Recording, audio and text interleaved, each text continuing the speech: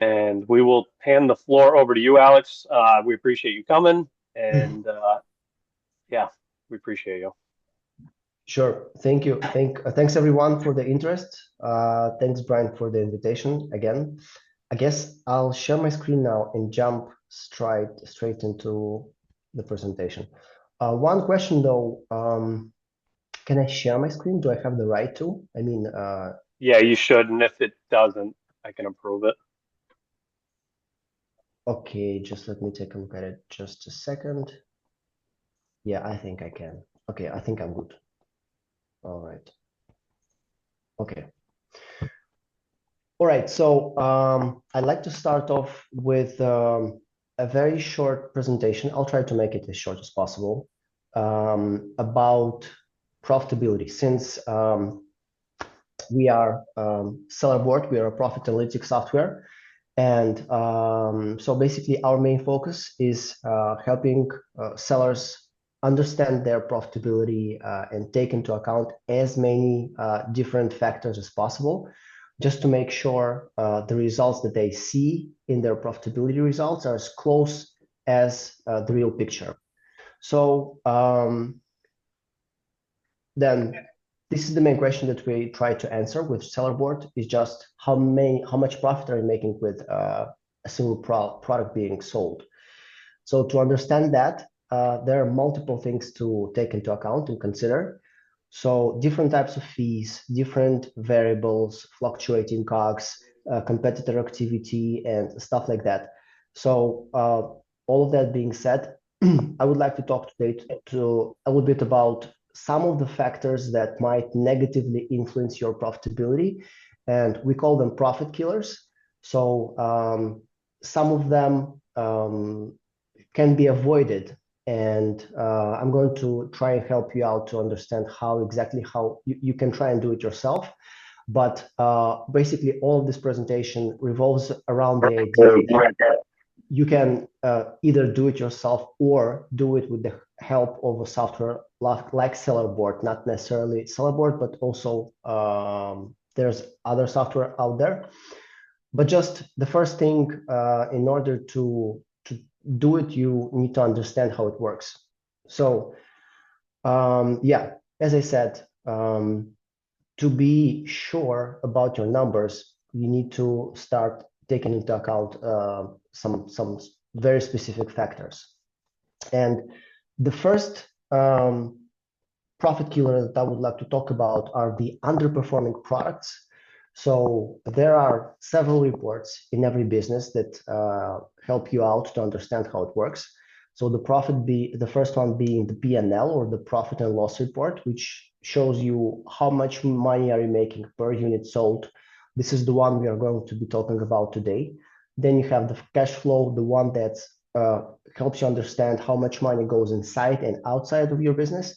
And the third one is the balance sheet, basically that shows you the level of stock and all of the all of the assets you have inside your business.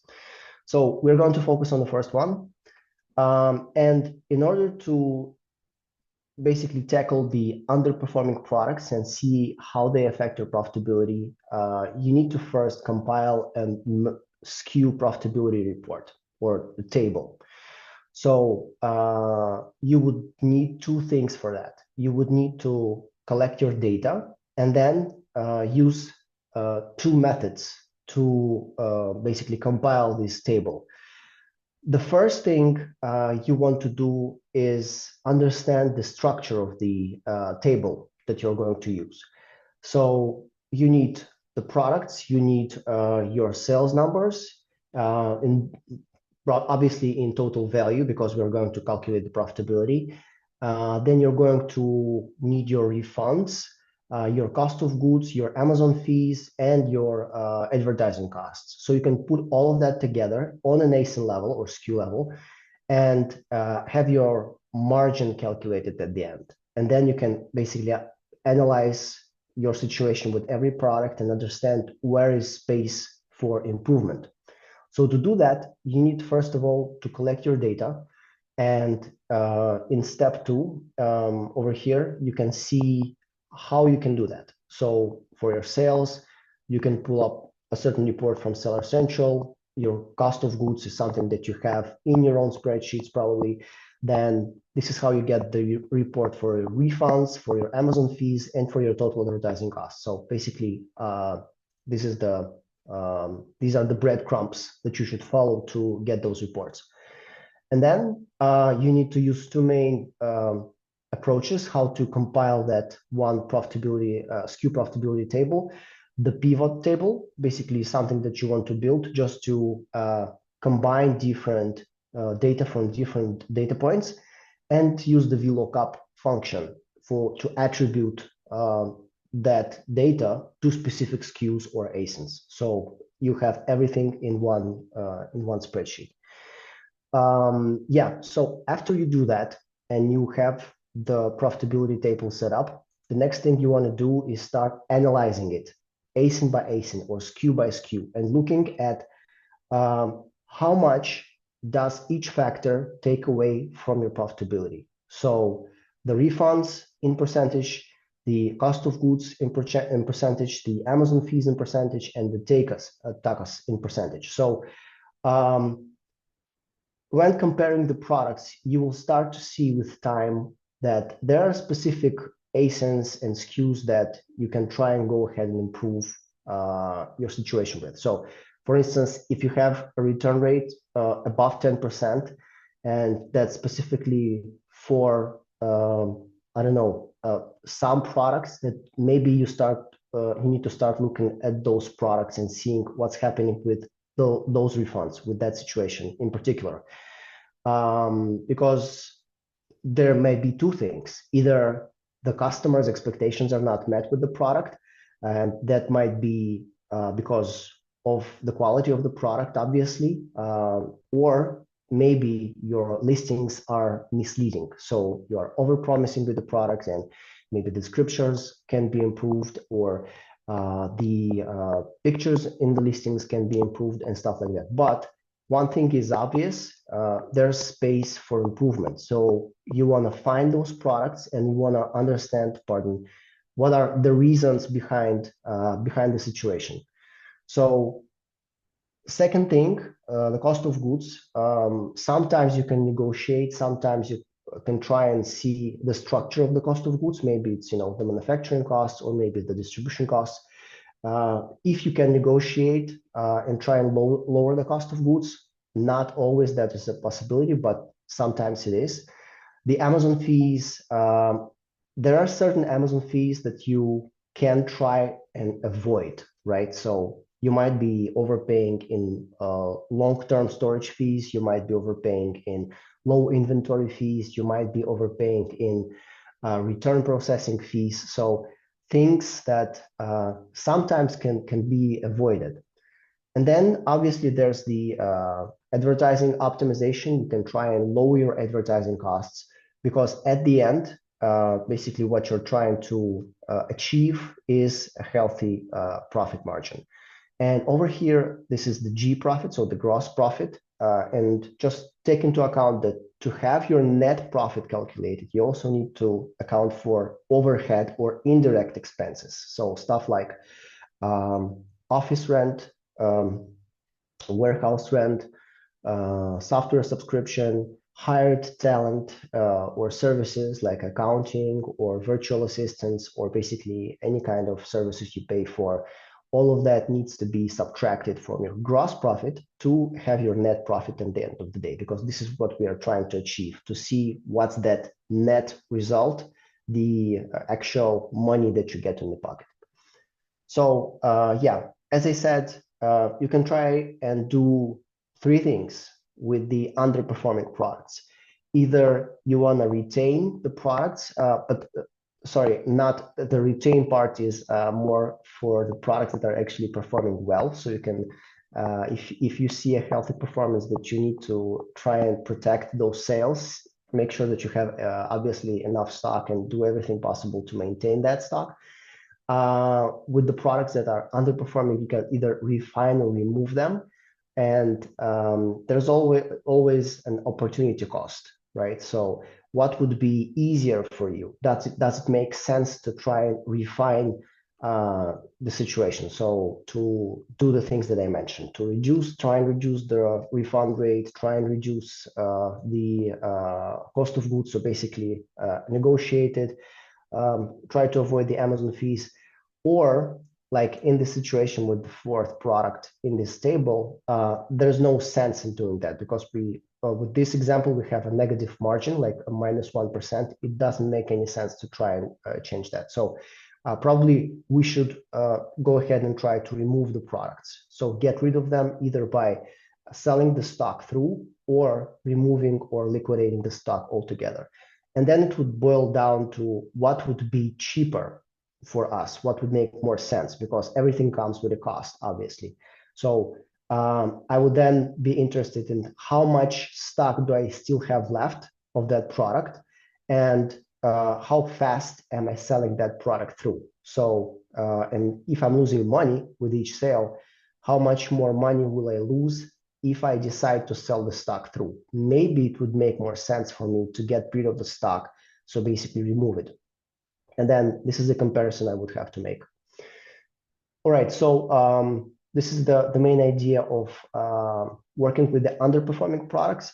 In a minute, I will show you how we can do that with Sellerboard and the profit dashboard that we have, how you can analyze your situation, drilling down from an account level in your analysis to a product level. Next, the next profit killer that we talk about are the excessive fees and hidden costs. So there are several excessive fees that stand out in last year. So the aged inventory fee was increased in 24. The low inventory fee was introduced in 24. The inbound placement fee was introduced in 24. The returns processing fee is also a new fee that was introduced in 24. So all of these fees can be, in many cases, avoided. And I'm going to show you some of the ways that you can try and avoid them. And then also the overhead or indirect expenses that you need to take into account so they don't come as a surprise to you. The service and talent, the software subscriptions, as I said, education and mentorship, your rent or materials that you use in your work also need to be accounted for as expenses. In Sellerboard, we have a separate indirect expenses dashboard where you can do all of that. So track your one-time and recurring expenses, and they are automatically, subtracted from your gross profit for each calculation period. Next profit killer, the returns, a big one. Here, I would like to first start with the introducing the refund cost structure. Maybe it's something that you know, maybe you don't, but just I would like to start with that. So whenever a refund happens, so a customer asks for reimbursement, there's this thing on the left side of the chart. So you see a vertical green line. This is the price that the customer pays for the product, and it can be broken down into the profit that you're going to make or making, the cost of goods, FBA, so the fees that are also a part of this price that the customer pays. But when a refund happens, so you can see that on the right, there are certain things that are reimbursed by Amazon to use the seller, and some things that are not reimbursed or are subject to a condition. So for instance, the shipping chargeback or referral fee are refunded by Amazon. The cost of goods can be considered a refund to you or a reimbursement to you if the product is returned to the warehouse in sellable condition, because it might be not. So then it would be a part of your loss for the refund. Then you have your FBA fee, which is not refunded, profit, which is not obviously lost. Then you have the refund administration fee, which is mandatory and it's there. So it's charged by Amazon every time you get a refund. So at least these three, so 1, 2, 3 are your loss. And then you also might be hit with the returns processing fee, the new one that I just mentioned. In case if your return ratio for this specific product is higher than a threshold set by Amazon for this product category, and you might be hit with the removal fee. if the product is returned in unsellable condition. So you basically have to pay Amazon to get rid of it. So as you can see, my whole idea with this presentation is that you need to understand that each return that you get is basically a big potential loss. So you need to take a look at the return specific fees that come from Amazon. So refund administration fee, 20% of FBA fee, or $5, which is less. Returns processing fee, the new one, starts at 1.78, and goes up. And the removal fee starts from $1.04.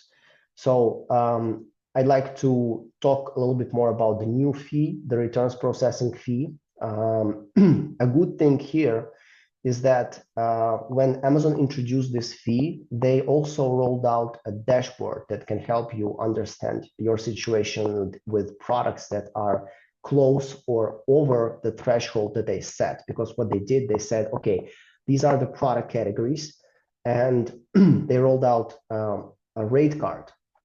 So they said, okay, these are the product categories, and they assigned a return ratio threshold to every product category. So whenever you go above a return ratio threshold with a product, then you start paying for this fee with every return. So for instance, if we are selling, let's say baby products, which is at 9.3%, if you're under or at that level, then you're fine. Whenever you're at 9.4%, each return is hit with this additional fee.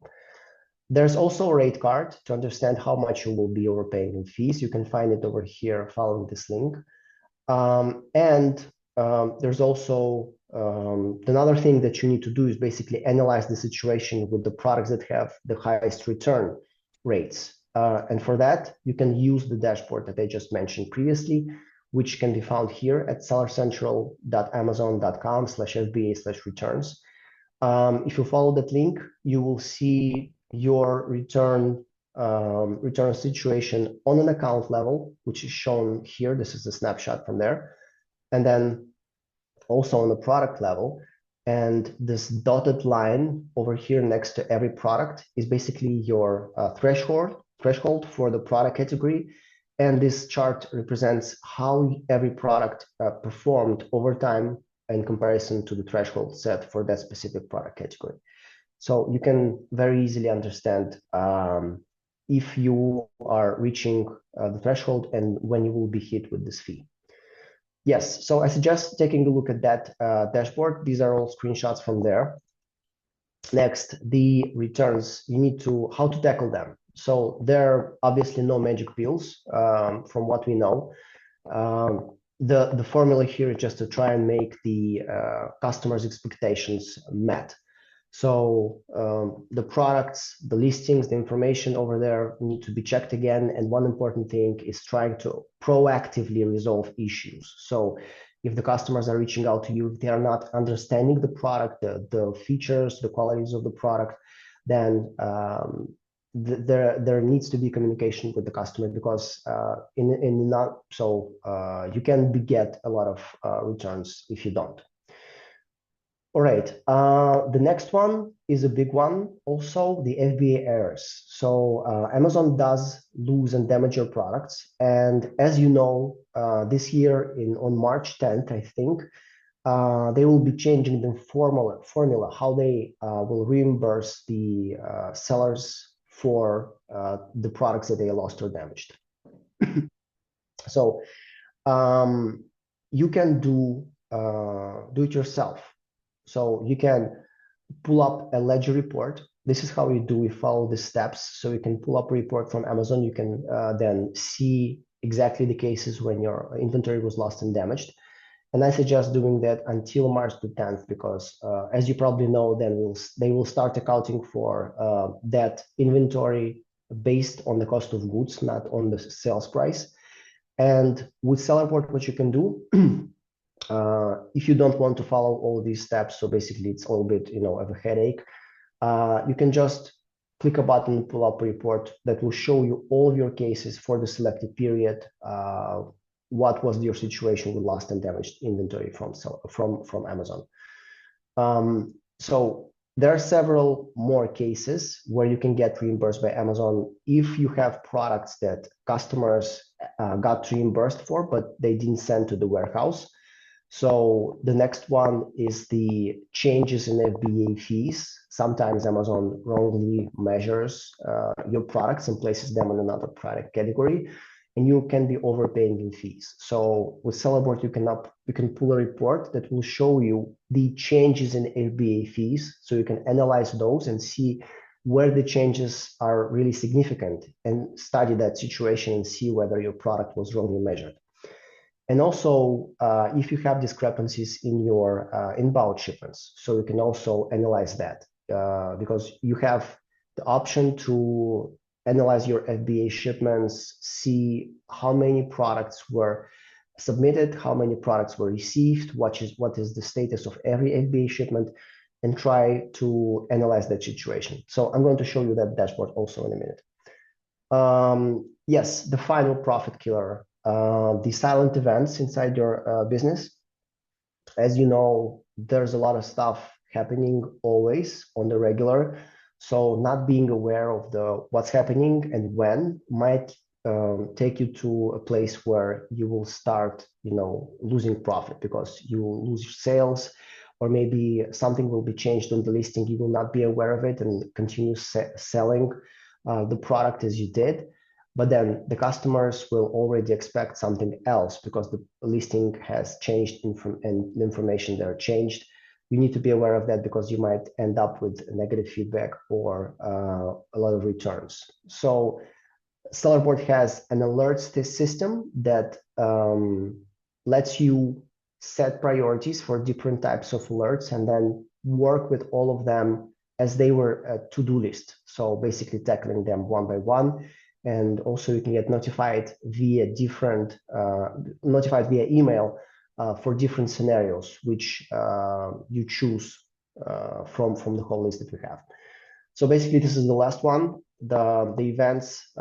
This is the end of the presentation that I had. And if I may, I can switch to the presentation of Sellerboard now. Maybe you have any questions at this point, or maybe you would like to, I don't know. Yeah, maybe you do have questions.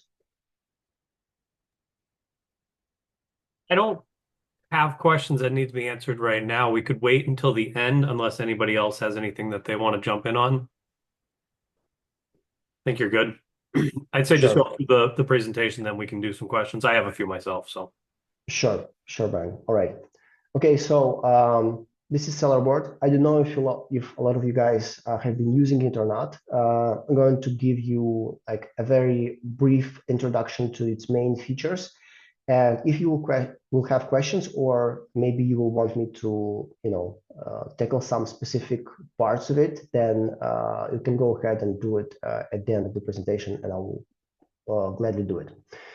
All right, so we'll start with the basic stuff. Let me yeah, I think I'll do this. Okay. This is the profit dashboard. So the main tool that sellers access and use on a daily just to understand what's their performance today versus yesterday, or this week versus last week, and how exactly all of the factors have been contributing to their net profit at the end of the day. So the profit dashboard has several views. This is the tiles view, the very first one. But besides that, we have the chart view, P&L view, and some others as well. I'm going to show you those views, how they look and how they work. The tiles view is the basic and the most used one. So you have the tiles, and in the tiles, you have the main metrics pulled up that show you at a glimpse your performance, for instance, for today, or whichever period you want to choose and insert into that tile. So you can select a custom range.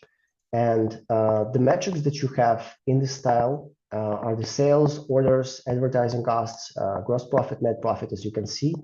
But if you click on more, you will basically expand that calculation to show you all of the metrics that have been taken into account, all of the variables. to give you your net profit. So you have sales divided into organic and sponsored. You know what? Let me take another example, not today, but let's take a look at last month so we have a little bit more data. If I expand last month, then we will see sales divided into organic and sponsored, and also divided into direct and SNS, subscription sales. So same situation with the units. Then you will have your promo if you've been doing promos, flash deals, and stuff like that. So you will have all of that combined together under promo. Then you will have your advertising costs. And that applies to all advertising campaigns by Amazon. And also, if you're doing some external marketing that is driving traffic to your Amazon listings, if you're doing Google ads, if you're doing Meta ads, you can also connect those accounts to Seller Board, those advertising accounts. And what Seller Board will do, it will pull the advertising costs and attribute those to the products being advertised. So you will have that information on an account level and also on the product level. You will understand how much you spend on that advertising as well. Then you have your shipping costs, refund costs. So all of the refund cost elements are here, as I mentioned. The ones with the plus are the things that are reimbursed to you by Amazon. The ones with the minus, obviously, are your losses, what you lost. The Amazon fees, pardon, all of them, cost of goods, gross profit, and you have the expenses tab. So your indirect expenses that you're accounting for in Seller Board and doing it here in the expenses dashboard, which I'm going to show you in a minute, will be combined over here and subtracted from your gross profit. So you can have your net profit at the end of the day. And also you have some additional metrics like real ACOS or total advertising cost, your margin, information regarding your sessions, and yeah, all of that for the selected period. The same thing applies on a product level. So, sorry, before I jump to that, one last important but cool thing I want to show you. With the tiles over here, you can actually go ahead and click compare here. And what it will do, it will give you 2 periods in a tile instead of 1. So for instance, in this tile right here, I can have November in the first column, and then I can have the previous period or any other period in the second column. So it's easier to compare those periods between them. And also I will have a delta in percentage, so I can understand how much this specific metric changed exactly. All right, this is just a little tip. Okay, so the products view. The products view gives you the information for the main KPIs on a product level. So you can see the main KPIs already in this table. So you have information about the sales, refunds, gross profit, net profit. But if you click on this icon right here, the top right part, you can actually choose which other metrics you want to throw in the table. So for instance, if I'm interested in my cost of goods to be included here in the table, I can go ahead and include that. My expenses or maybe my Amazon fees applied to this specific product. So it's easier for me to navigate and understand how my products performed. What I would normally do, I would select a product, a custom range or maybe any range I want to analyze. So let's again take a look at last month. And then I would look at my products sold in that specific period. And I would first maybe sort out the products by margin. So to understand which products were the most profitable for me and go top to bottom. Or maybe then go bottom to top, vice versa, just to see which products, first of all, lost me money, right? So I would do that by analyzing my margin to find out if I have products with a negative margin, or I would do that by sorting the table out by net profit, just to understand how much money exactly each product made for me or lost. So I would maybe, in the order of ideas of analyzing underperforming products, do it right here. So it have all of that information that I showed you guys in the first slide in the presentation. Basically, this is, but on steroids in a way, that table with all of the information together. So I would analyze my net profit and see which products lost me the most money if I have those products. And then, as I said, I would have to make a decision. If I have a remainder of stock for those products, what should I do? And do I have a remainder of stock? So on Seller Board, you have for each product a quick snapshot of your inventory situation. It's over here. So if I hover over this value, it's at 0 for this product. Fortunately, I have no stock left of this product, no stock left of this product, but I still have some stock of this product over here. So by the way, this is a demo account, so the numbers that you will see here might be really off, but it's just for the sake of this presentation. So I still have some stock of this product, and I see that last month it generated negative profit. So I lost money with the product, right? And I see that I still have stock with it. Next question that I would have in my mind: how fast am I selling this product through? So as you can see, this pop-up that I can see, I have some information on it that is taken from the inventory page. So I have my days of stock left, which shows me obviously, yeah, how many more days do I have of stock for this product. And I have the sales velocity, which is calculated in units per day. So I'm selling half a product per day, right? So this is really slow. Then I would think, okay, how much more time would it take for me to sell this product through? Do I wanna keep the product? What do I wanna do with it? But also, I'm looking at the fact that this product specifically, I have for some reason 2,200 units ordered for it, because obviously, for some reason, I decided to order. I don't know why, but now it makes me think: if I lost money with this product last month, should I still be ordering the product or not? So this is how the profit dashboard lets you, one of the flows lets you analyze your profitability on a product level, and then make quick decisions on what you want to do next with a specific product, or vice versa. So if I would then sort out the table from top to bottom, so I would have my best performing products at the beginning. Then I would look at my stock. So I would see, okay, this product made me the most money last month. Do I have stock? Okay, no. Can I restock? Yeah, maybe. Can I? Should I? Probably I should. And then go top to bottom. So another thing that you can do here, by the way, if you noticed the refund column, the values over here are in blue because they're links. So for instance, for this product, I have 27 returns. And if I click on the value of the refunds over here, then I will get a complete breakdown of the reasons for the refunds. So whatever the customers that asked for these refunds specified when doing the refund procedure. So this is what you will see here for this specific product. And as I said, this is a good way to analyze your refunds on a product level, because if I would be like having a process of recurringly analyzing my return situation on account level, then this is probably the last step where I would end. I would want to see for each product what are the reasons for the refunds that the customers indicated. But if I would start analyzing the refunds, for instance, I would probably go ahead and analyze that on an account level, and I would use the P&L view for that. So let's just quickly, before I do that, I wanted to show an important thing, that we are looking at last month right now. And I showed you guys how you can pull different data points here to this table.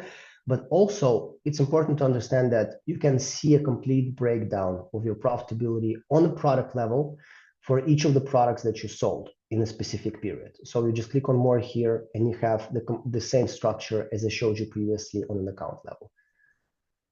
Yeah, and before we go to the other views, another important thing that you can see your profitability breakdown also on an order level. So you can see your orders, you can group them either by marketplace, by supplier channel, status by product, and also see the main KPIs on an order level. So you can analyze your orders as well. All right, probably one more thing that I would like to mention here is the fact that we have the search bar, which is a really an obvious but a really cool thing that I'm trying to always advertise to sellers. So when you're performing an analysis, you wanna see, sometimes you wanna analyze specific products. So you can do the search and refine your search by SKU, by ASIN, or you might be grouping your products. So we suggest using the tags for that. So on the products page, which I'm going to show you, you have the option to assign tags to all of your products, either one by one or in bulk. And once you do that, then wherever you are in seller board and wherever you have a search bar like this, then you probably are, chances are you can use the tags to group the products together and to analyze products by groups or even here. So you can do the same thing. This helps you maybe analyze your performance by supplier or maybe by your own, grouping logic, or maybe you're dividing products into top performance and underperformance and then analyzing them separately. So yeah, this is a really a cool thing to do when you're doing your analysis. All right, I promised to show you some other views here in the profit dashboard. So the second one is the chart view, which is a good way to analyze specific metric on an account level over time in dynamics. So what I mean by that is, for instance, if I want to understand how my profit margin, for instance, changed over the last 30 days, let's say, then I would go ahead and analyze the chart view and go here in the configuration drop-down menu, and I would choose margin and then take everything out, so everything else out. And also then I would choose which period I'm interested in, right? So maybe I'm interested in analyzing the last 30 days. So this is what I would choose normally. And then I would give it a while to load. And I would have the values over here, how this specific metric changed over time. Maybe I would want to analyze that and also analyze my total sales. So those metrics would be here on the chart, so I can compare them, how they evolved. And also I would have the same profitability calculation breakdown for the selected period on the right. All right, next, the profit and loss view, which is basically like a bird's eye view for your whole account. So you can analyze month by month or week by week how your main KPIs for specific areas of the business changed over time.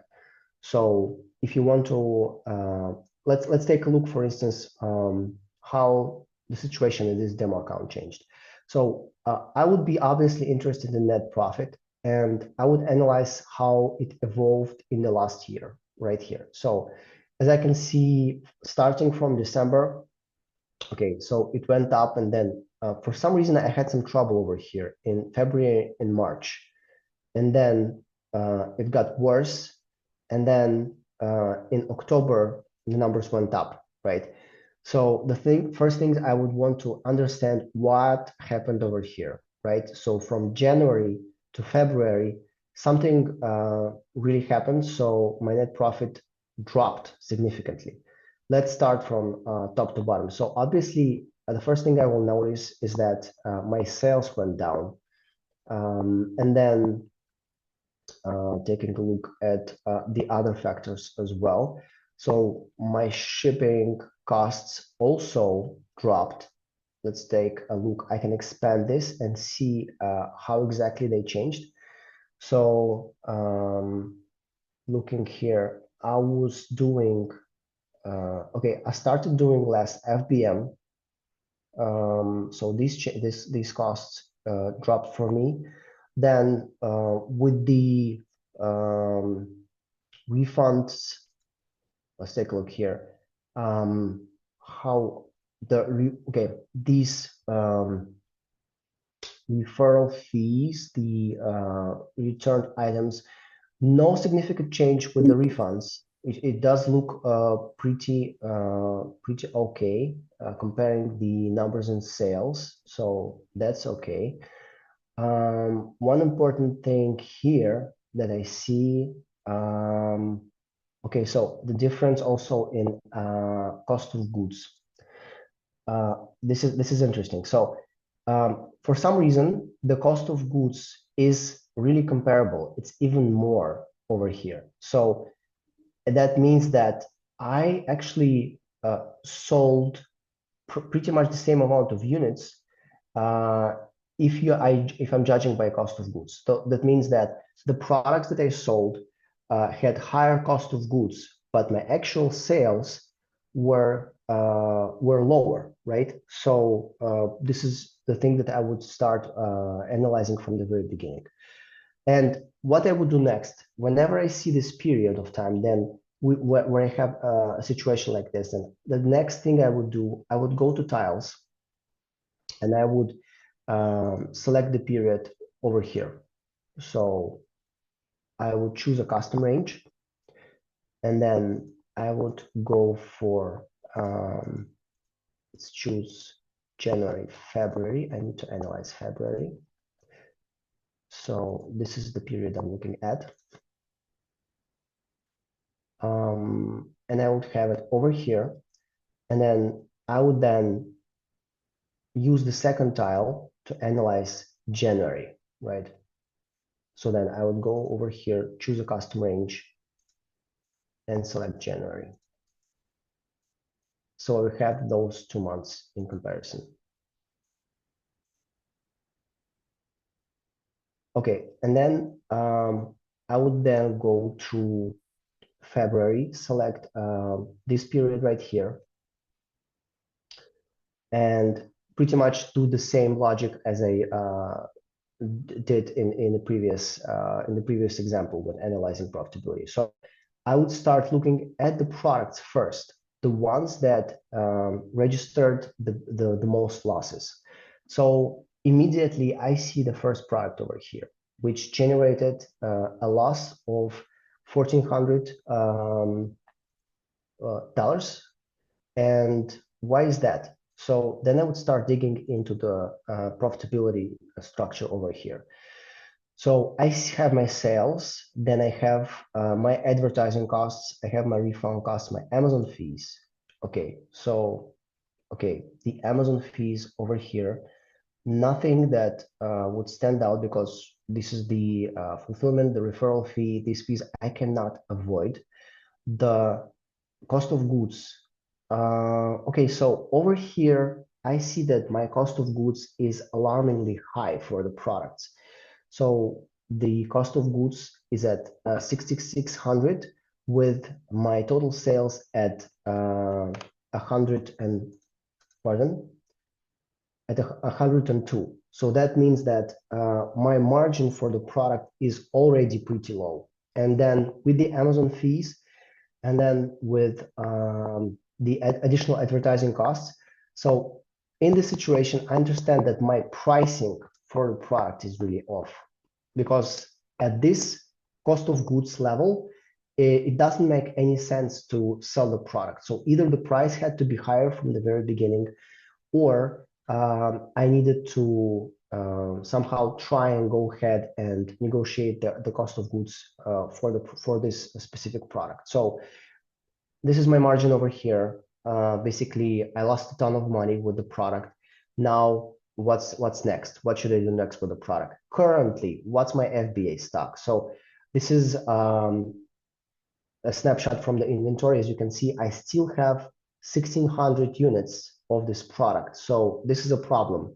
I have a product that's been losing me money and currently I have a lot of stock of it. And I need to understand what should I do next with it. Should I sell it through? What the cost of selling it through would be, or as I said, maybe I can try and go ahead and liquidate it. So analyzing from an account level and then finding the root of the problem on the product level.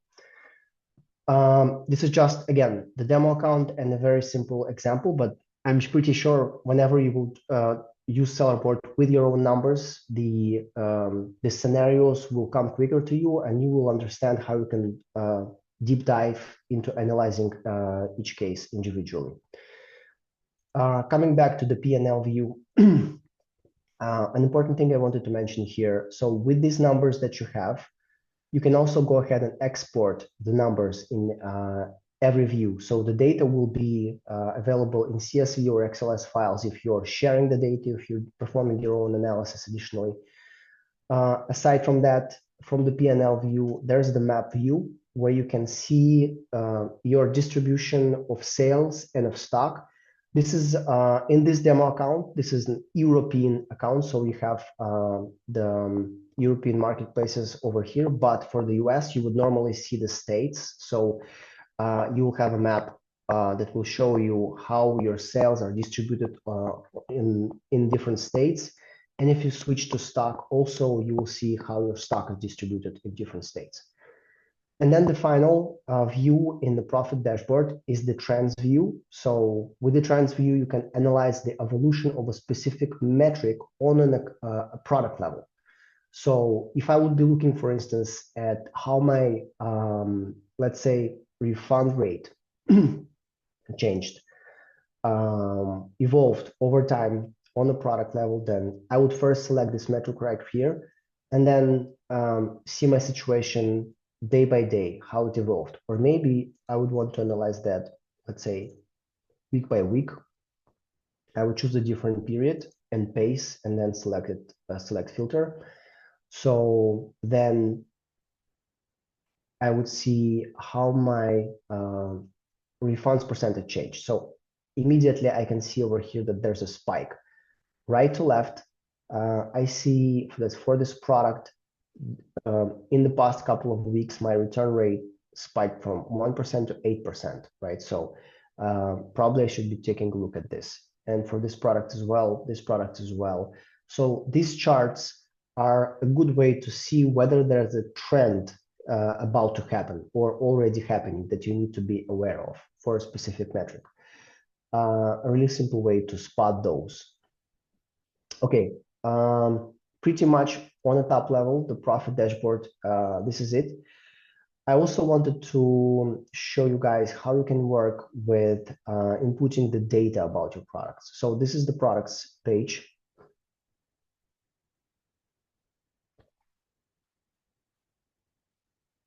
On the products page, you input the data about your products that Amazon doesn't know about. First of all, obviously your cost of goods, and Sellerboard has two main options how you can account for your cost of goods. So it's either as a constant or is as a variable that's accounted for by period or batch or marketplace. So what does that mean? If you input your cost of goods as a constant, this is a good way to start, by the way, then this cost of goods for every product will be applied both proactively and retrospectively. So all of your calculations for a specific product will be done with a single cost of goods.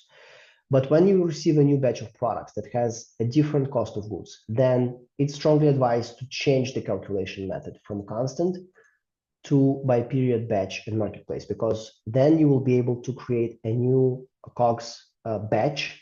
And then what will happen, Sellerboard will start accounting from the date that you will specify for a new cost of goods. So let me show you how it works. For instance, over here, I have the calculation method set to constant, but let's say that today I just received a new batch of products. And then I would switch it to by period batch. And then this pop-up would help me input information regarding my new batch of products. So I have this batch of price. So I have a cost element, just one, the manufacturing it's at 0.75 dollars per unit.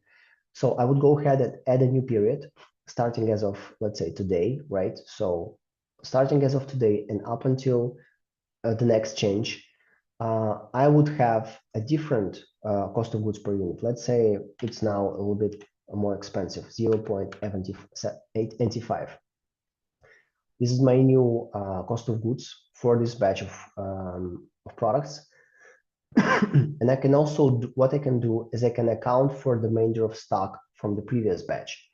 I would check this box, and if I have some products from the old batch with the old price, then I would specify how many products exactly do I still have there. So let's say I still have 100 products, and in the new batch, I just received there are 2,000 products. So what Sellerboard will do, it will compute a weighted average between the cost of goods and between the product quantities. So then your profitability calculation will be closer to being accurate. All right, so this is one way to input your cost of goods. So this is one. Then also you can do it in a quick way. You can just hit plus over here and then just specify the date when you receive the new batch of products, and then specify the number of units in that batch and the new cost of goods for the product. And also you can use the import function. So by hitting the import button over here, you can either just drag and drop the file with your cost of goods for every product, or use a template. So basically, if you click here, then Sellerboard will provide you with an XLS file that will have all your ASINs, and you will just need to input the cost of goods next to every ASIN, and then upload it back using the same mechanism. Or you can actually just share a Google link if you have it uploaded somewhere. An important thing here is the fact that you can not only update your cost of goods for the products, but also input information for your tags. If you are doing FBM, so information about your FBM shipping costs, and also, yeah, so basically pretty much that's it. On this page, again, you will also have info about your profit per unit. So this is an estimate based on the previous situation for every product.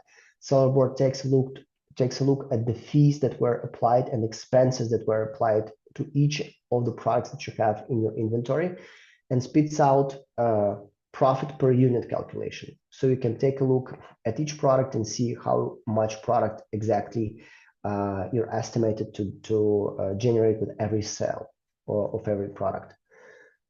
So yeah, this is the products page. The next one is the expenses page. It's the place where you account for your overhead or indirect expenses, the one that I mentioned also previously. This is a good way to track your expenses, so they can also be accounted for and subtracted from your gross profit. You can add an expense, give it a title, specify whether it's a one-time or recurring expense. And also, if it's a recurring expense, let's say I'm paying something big. I'm paying, I'd say monthly, I'm paying, I don't know, $1,000 for warehouse rent, just just as an example. Then what I can go ahead and do is amortize the expenses. And what this will do, it will take the $1,000 and break it into daily portions. So I can see them under the expense tab, not as one big payment that I'm doing only once per month, because then in that specific day, it will mess up my calculation numbers for profitability. But rather, I would have that broken down into days and see how much every day my rent takes away from my profitability. So yeah, this is the amortize function. Then I can create a category for my expense and then analyze the expenses in different categories and assign expenses to specific products, because there might be situations where you're attributing certain expenses only to specific products, not all of your products. and also do the same for specific marketplaces.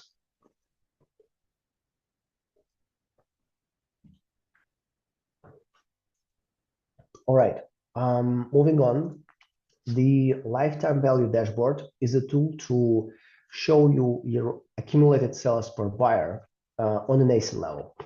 So basically what it does, it shows you how much every product, let's say, okay, let me put it another way. You have the accumulated sales per buyer on an ASIN level, either in value or in units. And it's easier to discuss it in units. So if you switch to units, then you will see exactly how many products of the same type have been sold for different periods to a single customer. So knowing this information, I can understand whether there are products that are sold in bulk. Let's say I'm selling, I don't know, cups, right? So whenever someone buys a cup, chances are that they would want to buy several cups of the same type so they can have like a set in their kitchen. Or maybe, I don't know, same applies to maybe containers that you would also want in your kitchen, or maybe some things that are used some repellents, right? So maybe I'll need more of those. So I'm buying several packs at a single time. So having that information over here will show me which products have bundling potential. Or if I have returning customers, then maybe I can plan out my customer acquisition cost. Because if I'm not, so if I'm, for instance, I'm having customers returning to me and buying like 3 times or during a specific period, or 2 times, 3 times, then maybe I can spend some more to get that customer, but to do the first sale, and I might not be generating profit with the first sale, but knowing that he will return and make a second purchase, then with the second purchase, I will be profitable, right? So this is the way to understand if you have more customer acquisition potential with a specific ASIN, because you will know that he will be returning for the product, or he will be buying more than a single unit. So yeah, this is the LTV dashboard. Then you have a couple of reports right here that you can pull out and analyze. And basically this sums up the profit dashboard. So yeah, the next one up is the PPC dashboard. I don't know, do you guys do a lot of PPC advertising?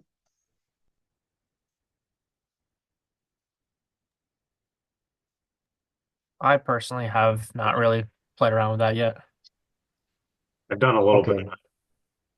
Okay, got it. And then I'll just touch on the main points and kind of show you what specifically Sellerboard does with the PPC dashboard without diving into too many details. And in a nutshell, the PPC dashboard has two main, I'd say,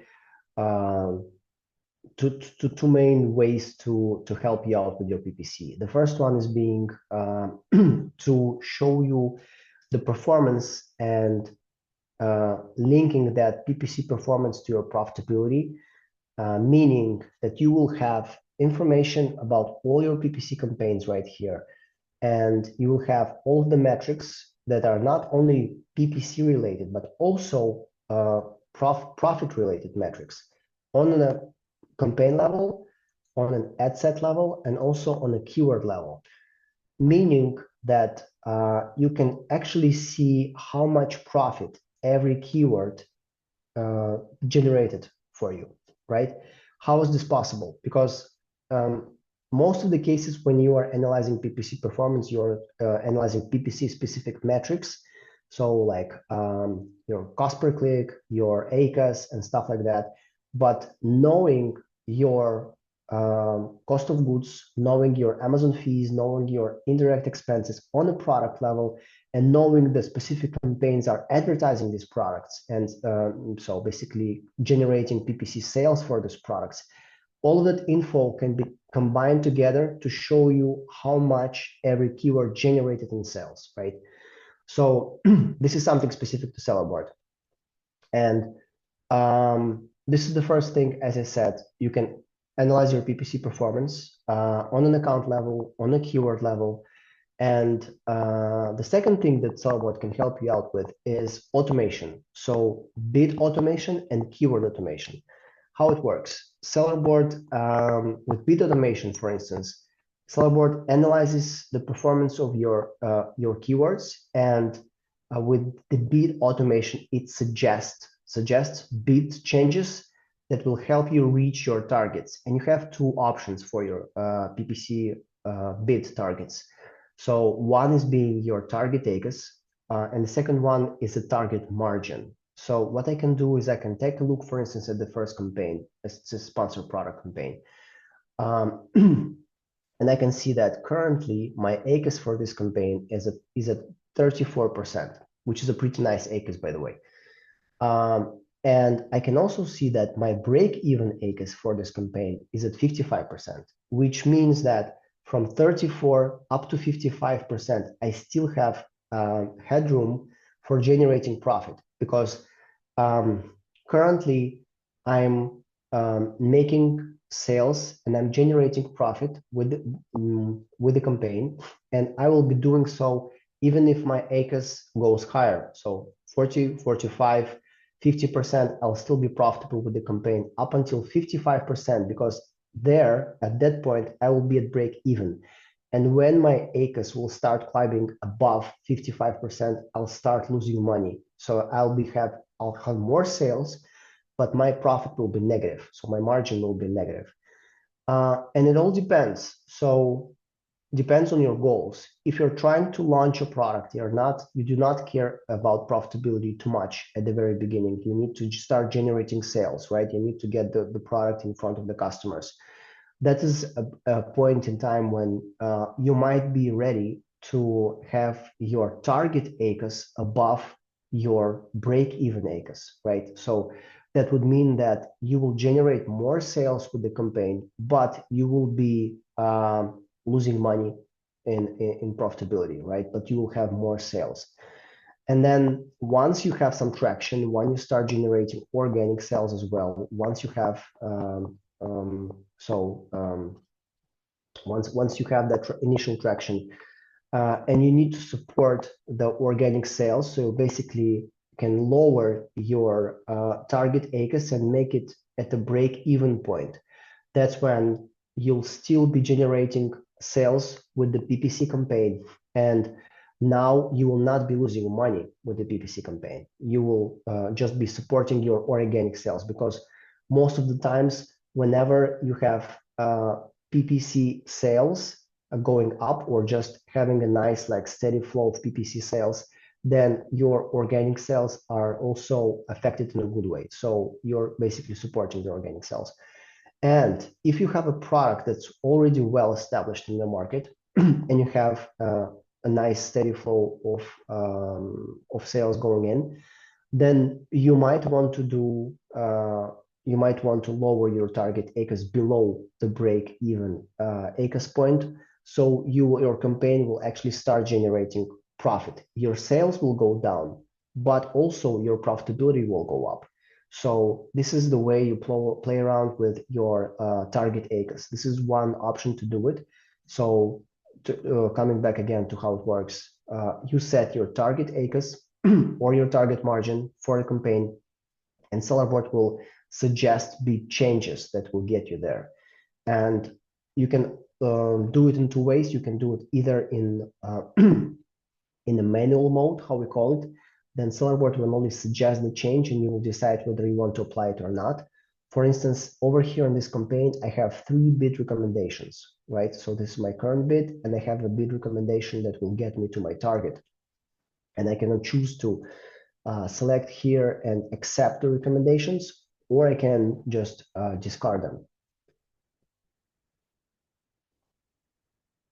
There's also a recommendations dashboard over here, where all of the recommendations are grouped together, and you can navigate through them and see which ones you want to apply in bulk.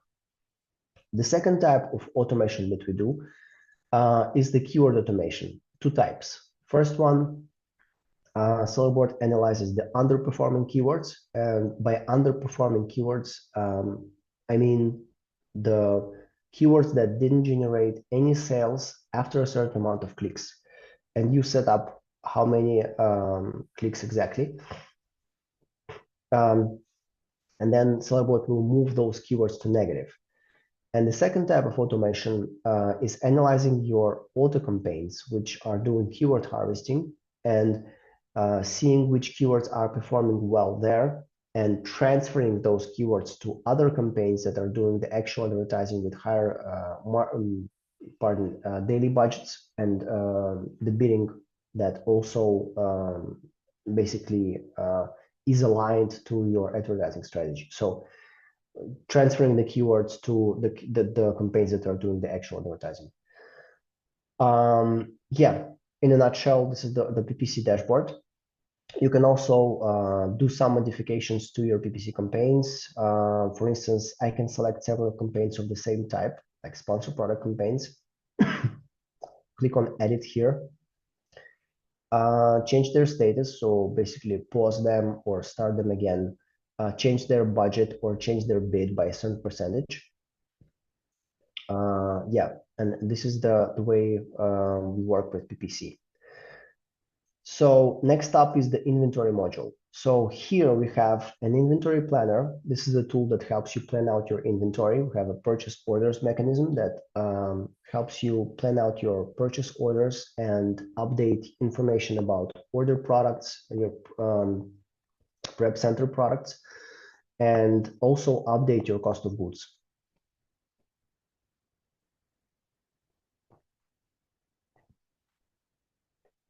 In the inventory planner that I would like to start with, you have your main stock valuation in different channels. So FBA stock, prep center stock, ordered, your total. You have the option to switch between FBA, FBM, or both.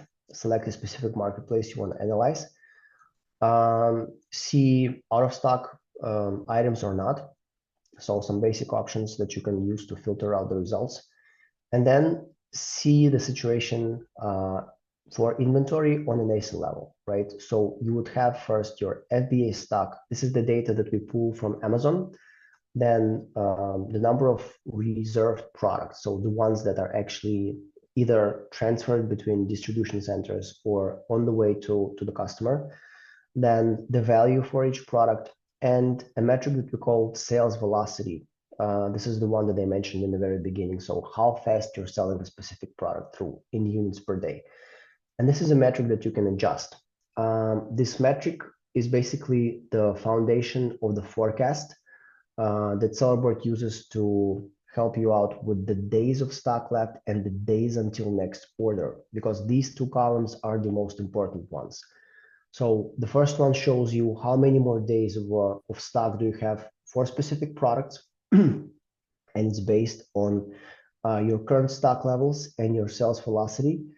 And the second one also accounts for the lead times which you can input, basically telling Sellerboard, hey, this much time it takes to manufacture the products, the supplier maybe, or either prepare the products to be shipped. Then this is how much time it takes to get the products from the supplier to my prep center. And then this is how much time does it take to get the products from the prep center to the FBA warehouse. And knowing all of those lead times, and knowing how much stock you still have, and knowing how fast you're selling the stock through, Sellerboard can actually tell you when it's a good time to place a new order, because it knows how long will it take to get the products to the final destination, to the FBA warehouse. And also knowing your sales history on a product level, and knowing all of the above that I just mentioned, it can also recommend how much you should actually reorder to keep the stock at the desired level that you will input. Let me show you how you can work with the settings that I just mentioned. Before I do that, two columns over here. So the prep center stock, this column over here, you input it yourself. You can do it either manually, or you can do it through the import function. Just upload a CSV file with all of the values, and the same applies for the ordered value. So if you have a quantity of products that are already ordered with a supplier, same here. You inputted information over here. For both of these columns, you can use the purchase orders mechanism, which I'm going to briefly show you in a minute. But first, let's start with the information that you input on a product level regarding the lead times, input lead times, and how also you can fine tune your forecast for the products. So on an account, on a product level, you go ahead with actions, click on the three dots over here and click on edit. So over here, you will have the first tab, which is manufacturing and logistics. This is where you input your lead times. The first line is the manufacturing time, or if you're just working with a distributor, how many days will it take for the distributor to prepare the shipment, right? So this is number one. Then if you're using a prep center, then you'll check this box and specify the number of days it will take to get the products from the manufacturing or the supplier to your prep center, next to your FBA, from the prep center to FBA, and then you can also apply an FBA buffer. Basically, this is telling you, seller board that you want to have so a buffer of a certain amount of days of sales that you don't want to go below, right? So this is like a reserve that you can use to be sure that you will have just enough stock. Then you will also specify a target stock range. So after a new FBA shipment arrives at your FBA warehouse, for how many days of stock do you want to have a reserve? For instance, right here, we're having a target stock range of 30 days. That means that after my FBA shipment with this product will arrive, then given the current rate, the sales velocity that I have, I will sell through those products in 30 days. So I can modify this. Then forecast. This is where you fine tune your forecast using three main mechanisms. The first one is being the adjusted sales velocity parameters. This is basically me telling seller board which previous periods are more important than others when analyzing my sales history. So I can go ahead and say, okay, my previous 3 days are the most important ones. Then I would say this is equals to 0.7 in weight, or maybe 0.6, right? So, and my last 7 days are a little bit less important but also pretty relevant. So 0.3. And my last 30 days are at 0.1, and everything else doesn't even count because I don't know, maybe that period in sales was not so important for me, or some factors influenced my sales that are no longer relevant for me. So I don't want to include that in the calculation when computing my sales velocity. So this is how I distribute the importance of these periods. And I will have my weighted sales velocity or adjusted sales velocity calculated.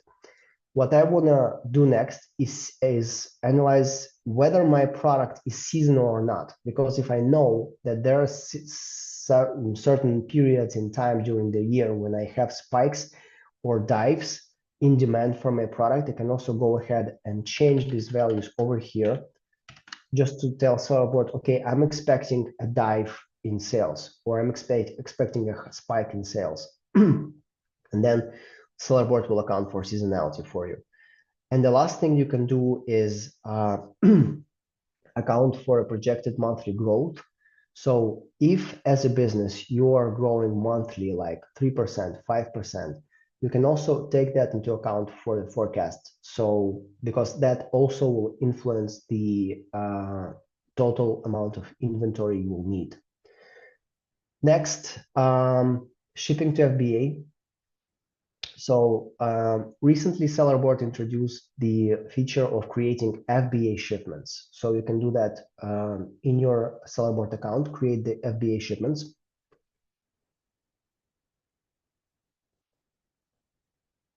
And in order to do that, first of all, you will need to input your product information over here in this tab for all the products. You can also create templates, which you can use in the future.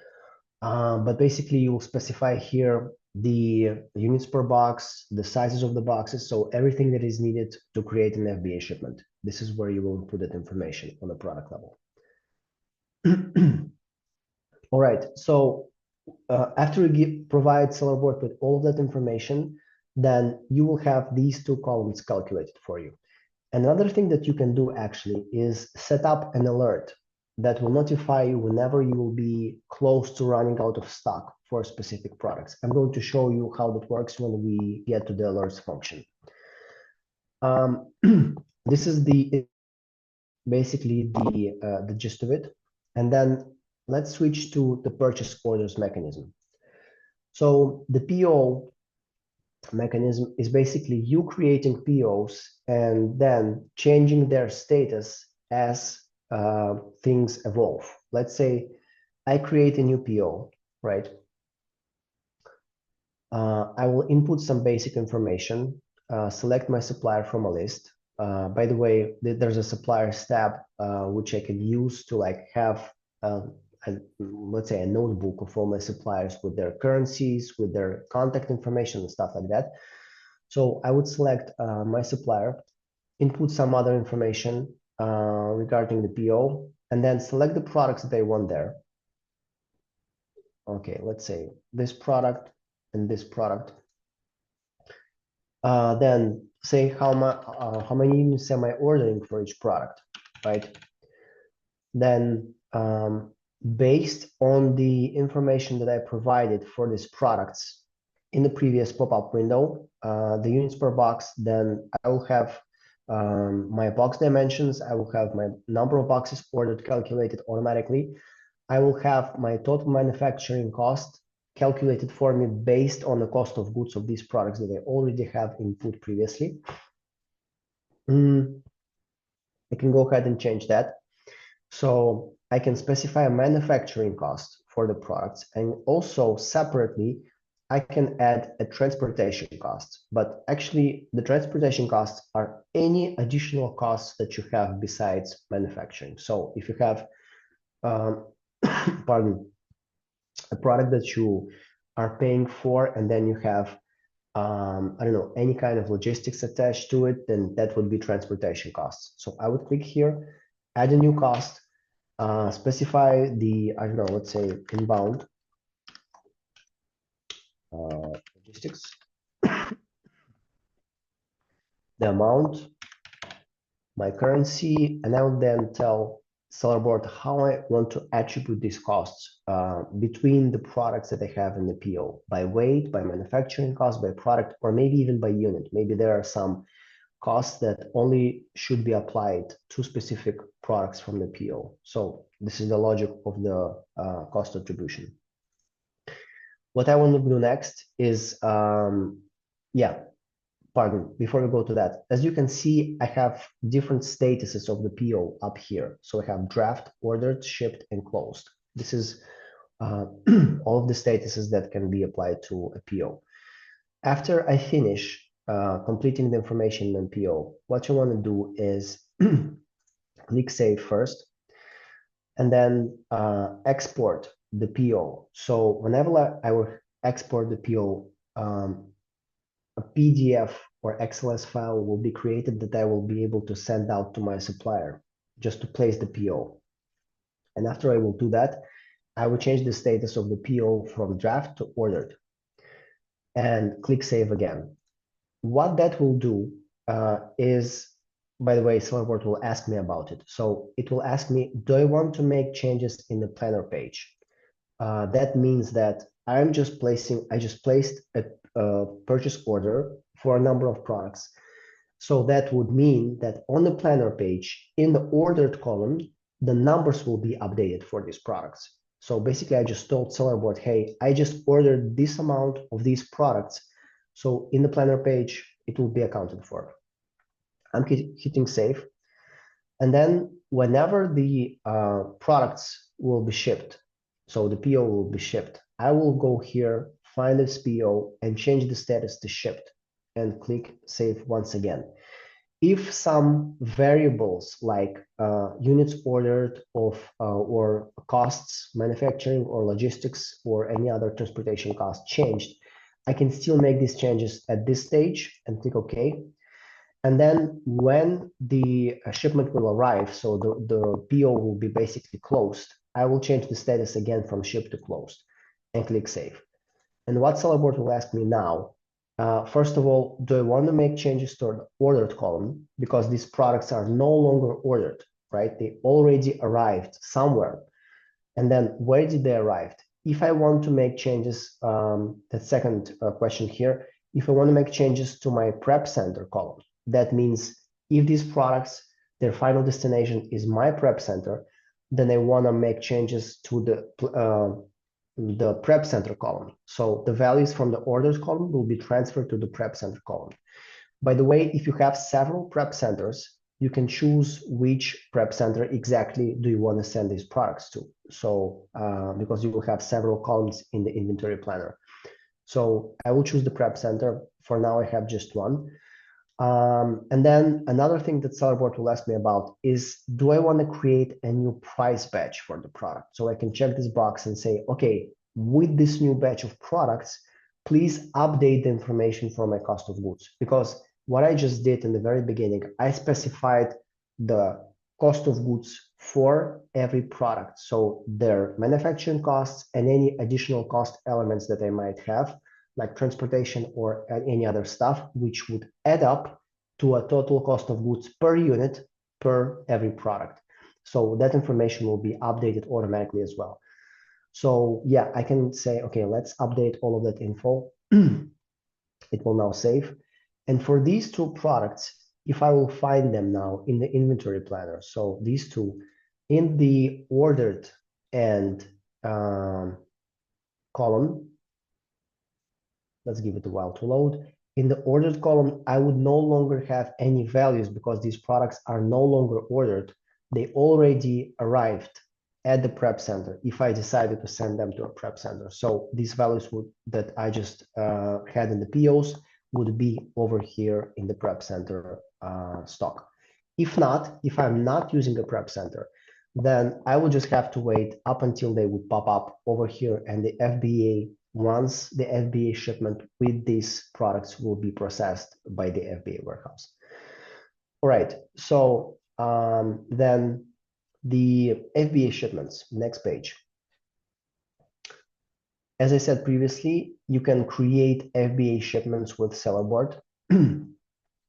First of all, you will see a list of all your FBA shipments that are currently being either processed.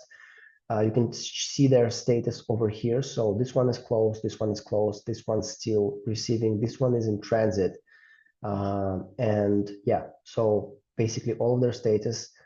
There are two cases like this one and this one where I have the FBA shipments that are already closed.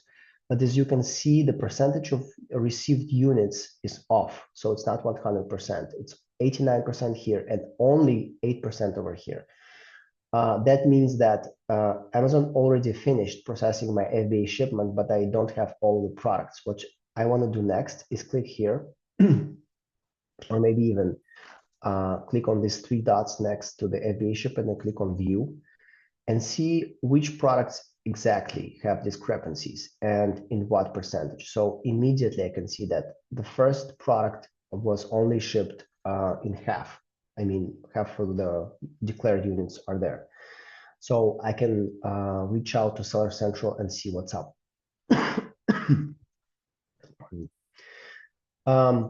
So this is how you view your FBA shipments. If you click on this blue button, create inbound shipment, which is, by the way, this functionality is still in beta mode. If you have any feedback while using the functionality, it is greatly appreciated. But this is how it works. So basically, you select the products, you input all the necessary information, so regarding the number of boxes, all of the other stuff, as you normally do when creating an FBA shipment in Seller Central. And then you follow the process of packing the groups, the specifying the contents of the boxes, so dividing it into shipments and receiving the tracking details from seller board.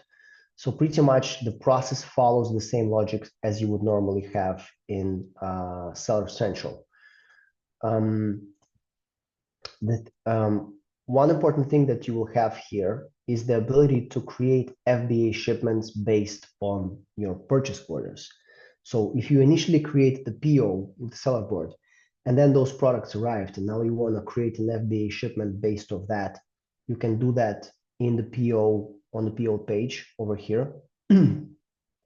So you would normally just select the PO and then create inbound FBA shipment from that PO, right?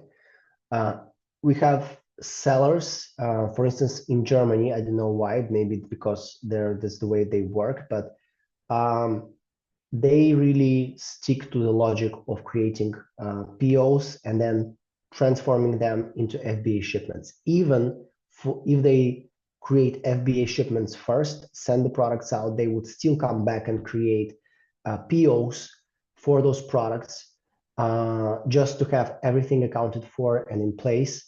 So this is their way of tracking everything on both on the PO side and the FBA shipment side. I don't know for which reason, but this is the way they do it. So yeah, another thing you can do with the FBA shipments page over here, you can actually print out labels. If I would, let's say, let's select an FBA shipment that I have.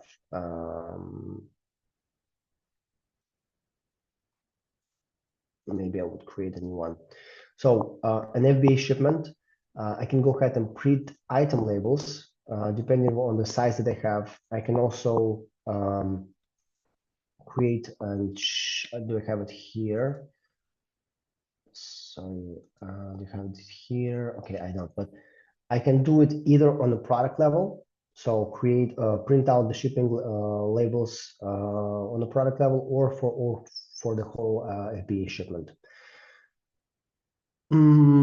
Yes, so this is pretty much the FBA shipments page. As I mentioned, you also have a page for suppliers where you can stock all of the information regarding your suppliers. It's like a notebook for just for having all of that information in one place. And that sums up the inventory module. So next up is the autoresponder, which is a tool that helps you out to create review request campaigns. And the way it works is, first you set up a campaign to request reviews or seller feedback. You can create a new campaign.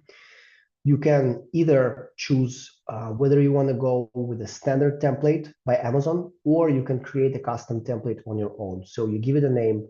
You can use some basic targeting options. So whether you want to target specifically FBA customers, or maybe you want to exclude customers with a promo, the ones that left already negative seller feedback and stuff like that. Then you would select the products that you want to include in that campaign, all of them, or maybe just the selected products, or maybe you want to exclude only the selected products and do the campaign for the rest. And then, as I said, you would choose either a standard Amazon template, right? So this is pretty much the same as you would go to your orders and click on the request review button by Amazon. This is normally the same exact template that the customers would receive via email from Amazon. Then, or maybe you want to create your own template. So when you create a new template, then you would input obviously all of the messaging things, the email subject, the message. You can also include some placeholders. So those are variables like ASINs, information about the customer, maybe some links like the product link, or maybe the review request link, or the seller feedback request link. So all of that, you can use these placeholders in the email. And then you would select when exactly do you want to send out the email, right? So do you want to send out after a certain amount of days after something happened, like after the delivery, the shipping happened, or after the order date, or maybe if you set up um, a flow that would contact customers after they ask for a refund, right? Just to maybe clear out that situation and see if you can do something about it. Then you can also use that as a starting point to send out a generate response. So different types of events. After you would set up a campaign, you could see how they work. If you go to the orders over here, orders page, I'm not sure if you have any data here. In the demo account, I don't, but normally you would see all of your orders and the status for all of the order, whether you had an email sent through any campaign to request a review or not. So the performance of your review request campaigns is shown here. Then switching gears to the money back feature. As I mentioned in the beginning in the presentation part, you have several options where you can get reimbursed by Amazon. So the first one being lost and damaged. I recall showing you the procedure that you need to follow to access those reports in Seller Center. Here, one click. So you just click on download, and you will download the report with all of the information regarding your lost and damaged products. And then you can follow this guide, how you can contact Seller Central and even use a template. So what exactly can you write to them, and how you can ask for reimbursement. Same applies for returns. You download a report that will show you exactly the cases where the customers didn't return the products to the warehouse after they asked for and got reimbursed for a refund. Then the FBA fee change, same applies here. So you download a report that will show you all of the FBA fee changes for the selected period, and they would analyze and see whether you have large discrepancies that you need to address and see what happened over there. All right, so all of that is here in the under money back. Next up, the alerts. So as I mentioned previously, I would go first to the settings and take a look at the list of the alerts available to you. They're grouped in product, financial, performance, inventory, and Amazon advertising recommendations. So under product alerts, you would have all of the listing changes that you might experience. Then what you would normally do is set a priority. So is it a major alert or a minor alert for you? Because once you will set priorities and select how exactly do you want to be notified about it, either only in the dashboard, or maybe you want to receive an email to the address that you will specify here. But after you set the priorities for your alerts, you will go to the dashboard, and you will find it easier to navigate through all of the alerts and notifications that you will receive, because you'll be able to filter them out by priority. For instance, I would start by addressing my major alerts. As you can see, I have 3 unresolved major alerts, right? So I would select those and then go through them one by one. And once I address the alert and see what's up with that, I can go ahead and check the resolved box over here. So that's like me going through a to-do list and saying, okay, I already addressed this, and then I can go ahead and only see my unresolved alerts.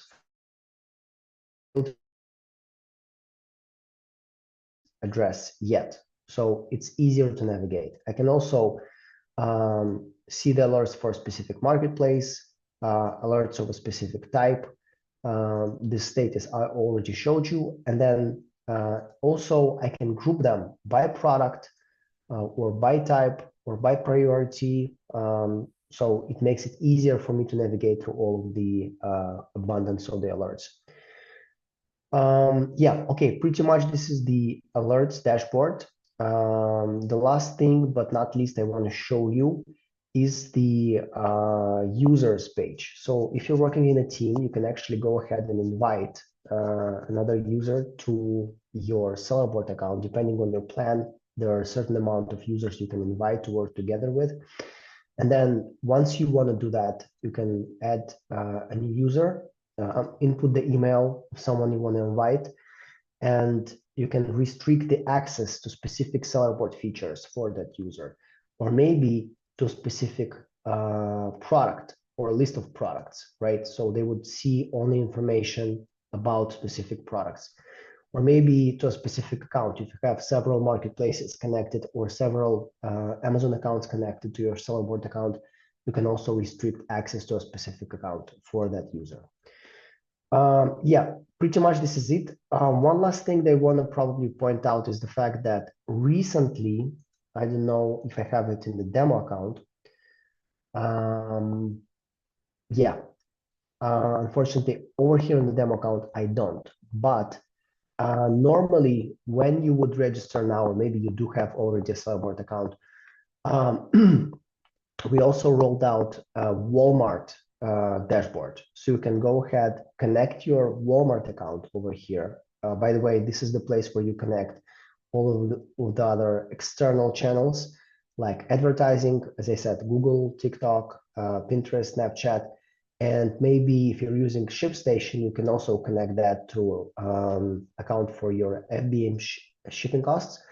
And also, this is where you would normally connect your Walmart account. So you would see your numbers exactly as you see them in the profit dashboard for your Amazon business. So you would have the same exact dashboard for Walmart. Yeah, I think this is it on the top level. If you have any questions, probably this is a good time to start addressing them one by one. Appreciate that, Alex. Sure. So that was very detailed. That was much more detailed than I thought it would be. So that was great. Thank you. Thank you. I hope it wasn't too boring. No. This is, I mean, this is all the important stuff that a lot of people overlook. It's all your numbers and how to, function through, the mechanics of your business. So it's all very important stuff. All right. So Marie had said when you're on the PPC, she said on the PPC, I can't click in bid recommendation, bid strategy, automation, or edit. She can't click any of those. Is there any reason on that? Let's take a look at here. Okay, so let me try to replicate that behavior, and maybe if Marie is still in the chat, she can confirm whether I got it right. So she said that she cannot access any of the automation functions that I mentioned, right? Yes. Yeah, no, I can't. Okay. I Okay, can so click on edit. I can click on bid recommendation. That doesn't give me anything. okay. The bid, I cannot click and put some number. And when you see off, I cannot Yes. put like test or on. Okay, so basically you cannot work with automation in your account. May I ask what kind of campaign are you trying to set automation for? Is it It's private label. okay, so is it a sponsored product or a sponsored display, or what type of campaign? Yeah, it's like a sponsor product. Sponsored product. Okay, so Yeah, I mean, I just sponsor one product. I work on one specific project. okay, got it. So let me get it straight. Over here, you found your campaign in the list. This is the first thing to do, right? So you have your campaign in the list on the PPC dashboard page, right? Yes. and then you're trying to hit actions and edit, and you cannot do it. No. So you don't even have this pop-up window, right? No. How did you get the pop-up? Yes. So this is by accessing edit under the actions button over here. But it doesn't let me click action, the three dot, it doesn't let me click it. Okay, so probably for your specific account, this is something that our support team would need to take a look at, because from what I'm seeing, you're following a correct flow. And if you do not have access to that, to the edit function, then this probably has to do something with either the type of the campaign you're trying to edit or something that might be on our side, and we need to dig into that. So my request to you would be the following: if you would be willing to send me an email at alex@sellerboard.com with a screenshot like this, which you see right now. So basically your PPC account, right? Or not account, but PPC dashboard with the edit that is unavailable in gray. So just a screenshot of this, and I would then reach out to our support and help you out with solving this situation, okay? I cannot click, so I don't even see it. I don't even see this little window because I cannot click on the three dot. So you cannot even click on the three dot, but this is unusual. You, first of all, if none of the elements inside this little window are available, you would still be normally able to click on the three dots and then see that they're in gray, but normally they should not be. So at least the edit should be available to you. Even when you say off, can you still click on it? Yes, of course, because once it's off, this is the whole idea of you having a campaign that has no automation set, right? So it's off right now. But whenever I go to edit, I can change the status from off to on, right? And then set up the automation. No, I cannot click on the three dot.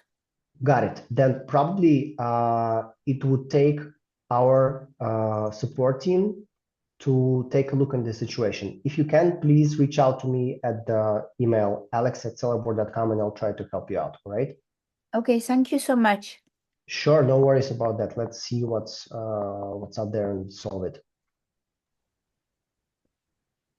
Robin? Yes, hi. Hi. A lot of this was mentioned for FBA. I'm assuming I do more FBM. I'm assuming all the relevant information will still pull over. Yes. Okay, perfect. And then with that too, I'm pretty new, a couple months in. When you attach your account and pull information over, will it pull previous numbers as well, like my last 2-3 months worth of data? Because I've had trouble kind of trying to get my profit all organized. Yes, sure.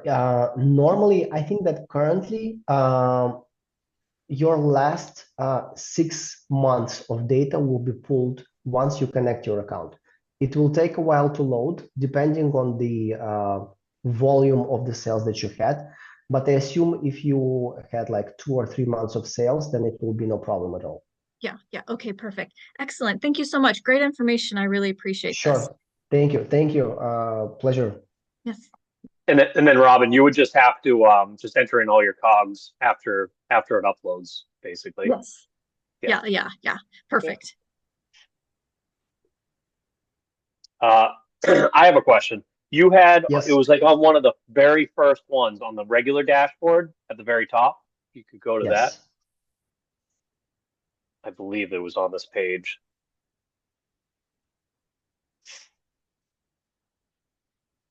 No, it wasn't.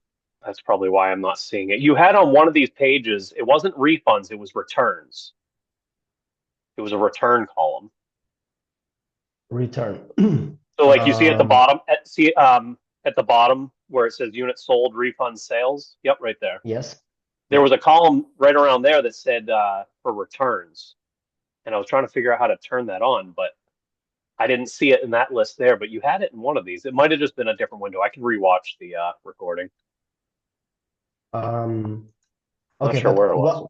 why exactly were you interested in? I was trying to figure out how to pop mine up.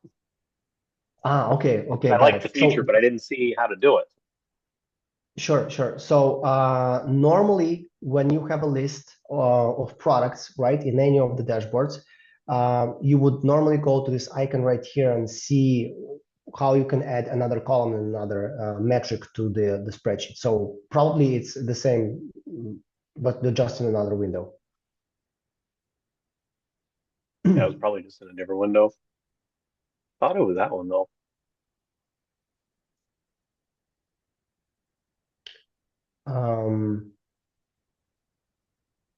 Yes, if we are talking about the calculation, so it should have been only in the profit dashboard in one of the views. So Yeah. because in all of the other parts, you basically only have information about specific things like, having your product information input. This is the page, your expenses. So everything related to expenses. I don't really see the returns popping up anywhere except the profit dashboard. So you have to probably switch between these views and see, maybe you'll find, I would be glad to help you, but I'm just still. Yeah, no, I think I'll just rewatch the video and see which window it was. I'm sure I'll be able to figure it out. All right, sure. Is there a way of like reconciling, like catching on to incorrect fees? Say like Amazon's like updating something or inputting something Mhm, for much too high of a weight or something mhm, where it's like, is there a way of catching that? mhm. Sure. So this is one of the money back features that I said. So this FBA fee changes. This is it over here. This is the report that you pull. Basically, yeah, let's take a look at it if you want to, how the report looks. You specify selected date range. Currently, it's really a made up, like for the demo account period, it's in 29. So we're taking data from the future, but just to take a look at how it looks, it'll be fine.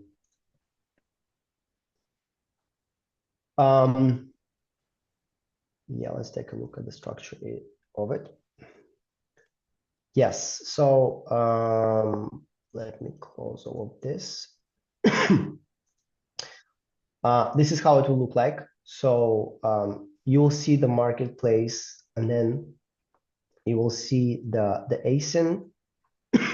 You will see the fee date and then the amount. So over here, I'm seeing that this is the first date when this fee was applied, and then when it changed to this. So over here in this example, I'm actually seeing a decrease in fees, right? And also a decrease here, a decrease, and then some changes for this ASIN over here. So whenever you would see a bigger change, like a bigger discrepancy, in this kind of report, then this is where I would start raising some questions. Okay.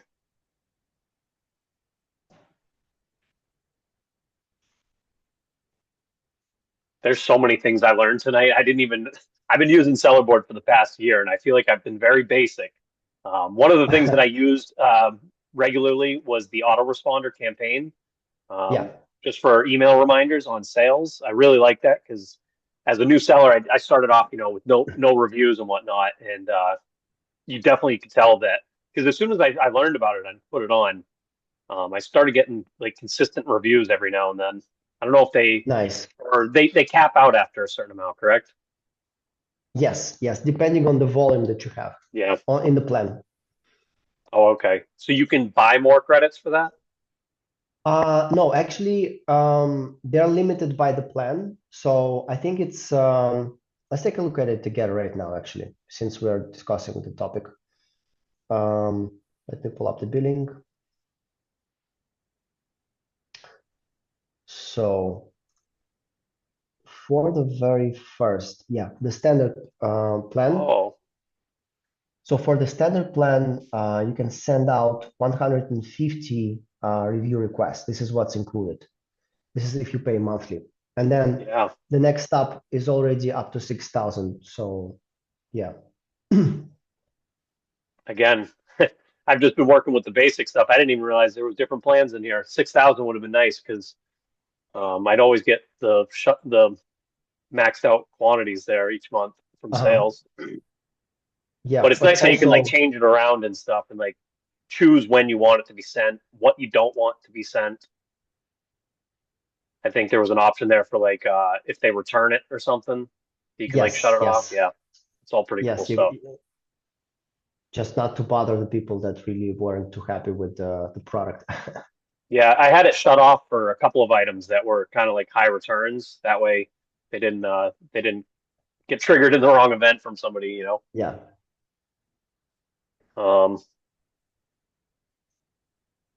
I know you and I had kind of talked on the first call we had about um, taxes, and you had basically recommended to not use this for tax events. Yes, yes, exactly. So we do not position Sellerboard as an accounting software, and mainly because so as I also said in that call, the periods for accounting is different. So whenever you would compare numbers, for instance, from Sellerboard reports and from Amazon Seller Central reports, you might see very small differences or discrepancies, and that is only because of the timing. So whenever we start accounting, the accounting period, and when we end it, it might be different from what Amazon does on its part. And with the accounting side, they like have very strict rules of how they do accounting and when they start and end accounting for specific periods, which we don't. So Sellerboard is first of all management accounting, if you can call it like this. You can analyze the data and make some decisions how you want to move forward, right? Rather than create your tax reports and send them out to the tax authorities.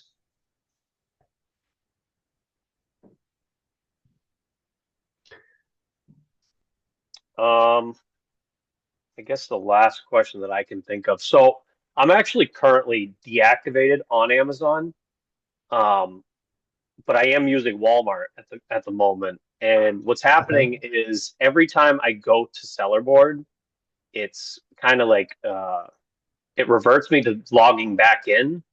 It's like it sends Okay. me for like a loop. Is there any way of just like temporarily removing my Amazon Oh, account from okay. it? Got it. Got it. This is an issue that probably I can try and help you out currently. Like ask the guys from the product team to find your account and try to switch that off. But the logic is that we didn't yet create like a standalone access for Walmart sellers that are not selling on Amazon. So basically, we created the Walmart dashboard and access like an add-on to the Amazon part of Sellerboard. And this is why like we currently do have sellers that want to strictly use the Walmart account without accessing or connecting their Sellerboard, their Amazon account. But we haven't rolled out that feature like in an update yet. It's to be rolled out. I think it's an upcoming update. But again, if you reach out to me, I'll ask the guys to find your account and try to help you out with switching that off. All right, cool. Because it's like every time I go to click anything, I have to like click all this extra stuff and get the window out of the way, and then it's Sure, like, yeah. I'll reach out to you after the call there about that. I appreciate sure, that. sure. I'll try to fix that. Sure, no Yeah. worries. Does uh does anybody else have any other questions? If not, Alex, I appreciate the 2 hours of your time you have given us. I appreciate Sure, that. sure, no There's worries. definitely some good nuggets in there. I definitely learned a lot from the call. Um, the map. That's kind of cool. I was looking that up during the call there about all the different places. So those are all views of, or yeah, basically a breakdown of all where my products went. Yes, exactly. That's So where awesome. your sales went, and then Yeah. again, where the stock is. And sometimes it's nice to do like a cross check, just to see where exactly in areas your products are focused. I mean, in terms of stock, and whether these are the same states where the most of the sales happen, because you might have different situations with stock and sales in there. Yeah, it was super cool. I did not know that. Sure. This is the best reactions I always get of people, using Sellerboard for a while and then learning that it has just a little bit more to offer than they already Yeah, for sure. used in their work. For sure. All right. I guess we're good here, and I appreciate you again, and thank you. Sure. Thank you. Thank you, Brian, for the invitation. Thanks everyone for interest and for attending. Thank you. Try it out. Yes. And I wish you great sales in 25.